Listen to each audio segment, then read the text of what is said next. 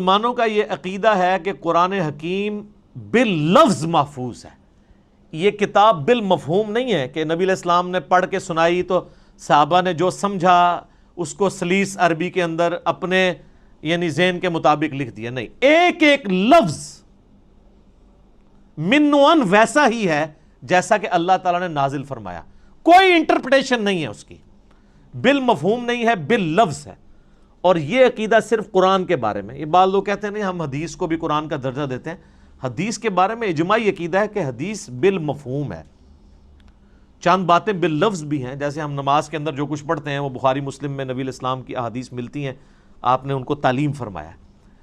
لیکن اوورآل آپ علیہ السلام کے حوالے سے جو چیزیں بیان کی جاتی ہیں بالمفہوم ہے. اور یہی وجہ ہے کہ آپ احادیث کی کتابیں کھولیں گے نا تو کئی احادیث کے اینڈ پہ وہ راوی کہتا ہے او کما قال علیہ السلام، یا جیسا پھر رسول اللہ نے فرمایا تھا.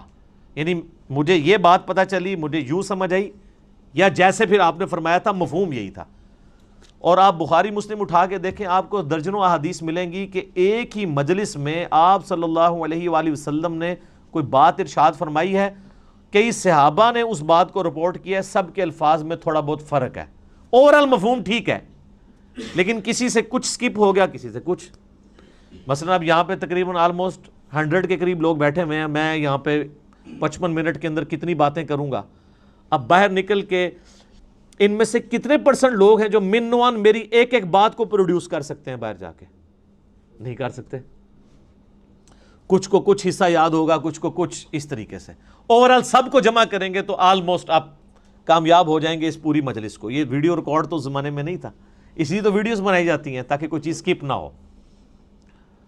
تو اس وقت تو لوگ کریمنگ کے اوپر اعتبار کرتے تھے، نبی علیہ السلام سے سنتے تھے، یاد کرتے تھے، پریکٹس کرتے تھے، آگے باتیں پہنچاتے تھے. اور اس کا آپ کو بہترین نمونہ صحیح مسلم میں ملے گا. بخاری میں آپ کو ان چیزوں کا آئیڈیا نہیں ہوتا کیونکہ بخاری میں احادیث سکیٹرڈ فارم میں ہے. مسلم شریف میں ایک مجلس کی نبی علیہ السلام کی ایک وقت کی احادیث کے جتنے طرق آئے ہیں نا مختلف چینز سے، وہ آپ کو ایک جگہ ملیں گے. مثلا مسلم کی پہلی حدیث یہی ہے مولا علی علیہ السلام سے، اور بخاری میں بھی موجود ہے کہ نبی علیہ السلام نے فرمایا جس شخص نے میری طرف جھوٹی حدیث منسوب کی وہ اپنا مقام دوزخ میں دیکھ لے. اب یہ حدیث آپ کو سیدنا علی سے ملے گی، سیدنا عبداللہ ابن عباس سے ملے گی، سیدنا ابو ہریرہ سے، سیدنا جابر بن عبداللہ سے، سیدنا انس بن مالک سے، سیدنا مغیرہ ابن شعبہ سے رضی اللہ عنہم اجمعین وعلیہم السلام اجمعین. 7-8 صحابہ سے ایک ہی حدیث ملے گی. اور امام مسلم نے اس کو ایک ترتیب سے نا اس مجلس میں یہ جو نبی علیہ السلام کا فرمان تھا ایک ایک صحابی سے وہ لے کے ہیں. تو آپ کو ان کے آپس کے الفاظ میں بھی 19-20 کا فرق نظر آئے گا، لیکن مفہوم ایک ہی ہوگا. اسی لیے مسلم شریف کی ترتیب کو کہا جاتا ہے کہ حدیث کی کتابوں میں سب سے بیسٹ جو ترتیب ہے وہ صحیح مسلم کی ہے، کیونکہ آپ کو یہ اندازہ ہو جاتا ہے کہ ایک مجلس میں کوئی چیز سکپ نہیں ہوئی. ایک حدیث کو کئی راوی اور کئی صحابہ کے شاگرد آگے تابعین بیان کر رہے ہوتے ہیں، سارے الفاظ آپ کو ایک جگہ مل جاتے ہیں. لیکن اللہ کا شکر ہے کہ یہ جو پرابلم ہے یہ قرآن حکیم کے کیس میں نہیں ہے.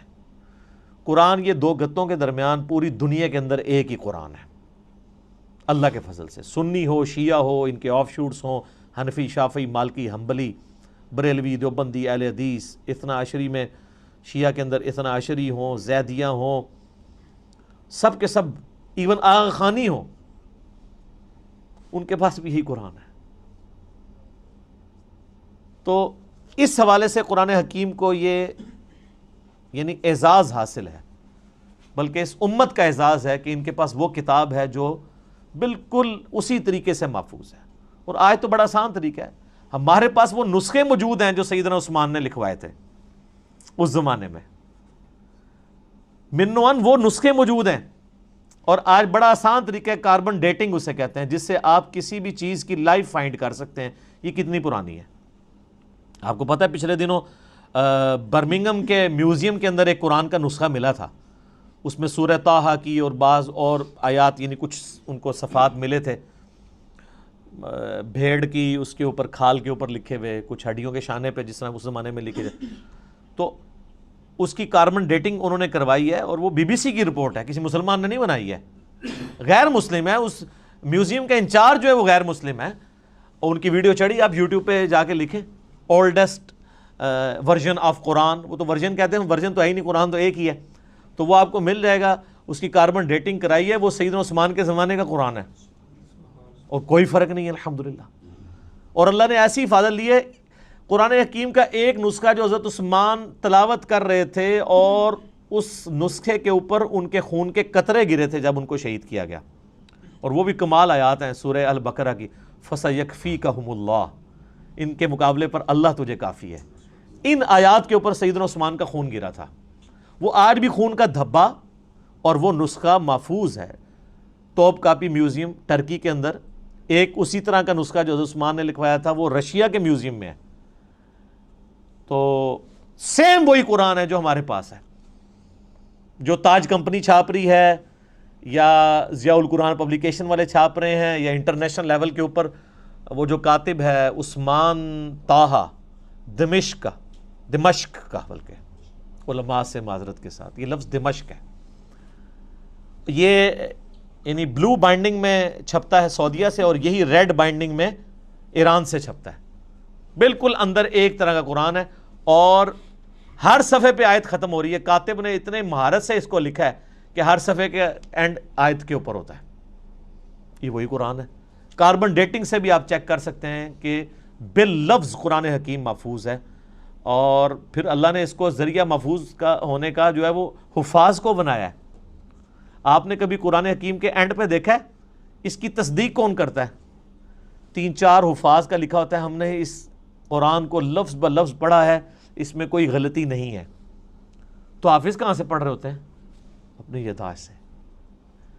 قرآن اللہ تعالیٰ نے عملی تواتر سے حفاظ کے ذریعے محفوظ کیا ہے۔ اس وقت دنیا میں لاکھوں میں نہیں ملینز میں لوگ موجود ہیں جن کو یہ کتاب ازبر ہے۔ کتنا بڑا معجزہ ہے۔ آپ انڈونیشیا کا مسلمان اٹھائیں، افریقہ کا مسلمان اٹھائیں، رشیا کا مسلمان اٹھائیں، سب کانٹیننٹ کا مسلمان اٹھائیں، کہیں سے شروع کریں، آدھی آیت پڑھیں اس سے اگلی وہ دوسرا پڑھے گا، ہو ہی نہیں سکتا کوئی اختلاف آ جائے۔ اور اتنا یہ محکم سسٹم ہے کہ غلطی کر ہی نہیں سکتا۔ امام کعبہ بھی اگر اپنی تلاوت میں بھولتا ہے نا تو پیچھے سینکڑوں لوگ لقمہ دے دیتے ہیں۔ اور سر یہ بھی دیکھیں قرآن کا، اس وقت کسی کا احترام نہیں ہوتا کہ آگے کون کھڑا ہوا ہے۔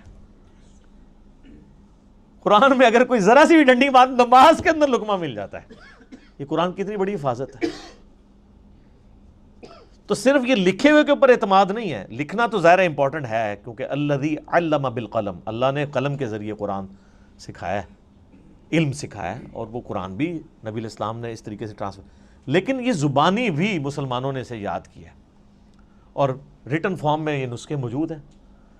جب کبھی بھی کوئی ایشو آتا ہے، اب تو خیر آتا ہی نہیں ہے، اتنے اسٹیبلش ہو چکے ہیں، اب تو سافٹ ویئرز بن چکے ہیں، پی ڈی ایفs موجود ہیں۔ اب تو کوئی کبھی آپ نے دنیا میں سنا ہے کوئی ایشو آیا کہ جی اس لفظ تھلے زہر ہے یا زبر ہے؟ کبھی؟ سر یہ کئی کافر جو مسلمان ہوئے ہیں نا، ان کے لیے سب سے بڑی اٹریکشن یہ ہے کہ قرآن کا ورژن ہی کوئی نہیں، ایک ہی قرآن ہے۔ یہ جو امریکن تھے وہ پروٹیسٹنٹ کرسچن یوسف ایسٹس 80s میں مسلمان ہوئے ہیں۔ آپ ذرا ان کی وہ ویڈیو دیکھیں جس میں انہوں نے بتایا ہے کہ میں مسلمان کیسے ہوا ہوں۔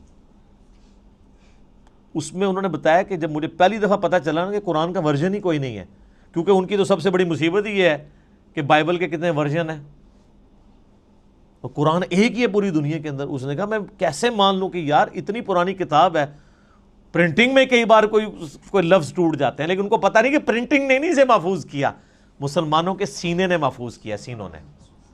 اور نبی علیہ السلام کی حدیث ہے المستدرک للحاکم میں صحیح سند کے ساتھ، انٹرنیشنل نمبر کے مطابق 399، کہ اللہ تعالیٰ میری امت کو کبھی گمراہی پہ جمع نہیں ہونے دے گا، جماعت پہ اللہ کا ہاتھ ہے، قیامت تک اجماع امت اللہ کی حفاظت میں، اور قرآن حکیم کی حفاظت اللہ تعالیٰ نے امت کے اجماع کے ذریعے کروائی ہے۔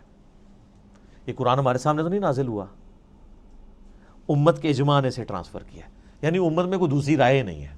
ایک تو وہ رائے نا جو مناظروں میں ہوتی ہے کہ جی وہ آپ کی کتابوں میں یہ لکھا ہوا ہے، تو وہ کہتے ہیں آپ کی کتابوں میں یہ لکھا ہوا ہے، وہ ساری فضول باتیں ہیں۔ نہ سنی ان روایتوں کو آن کرتے ہیں، نہ شیعہ ان روایتوں کو آن کرتے ہیں۔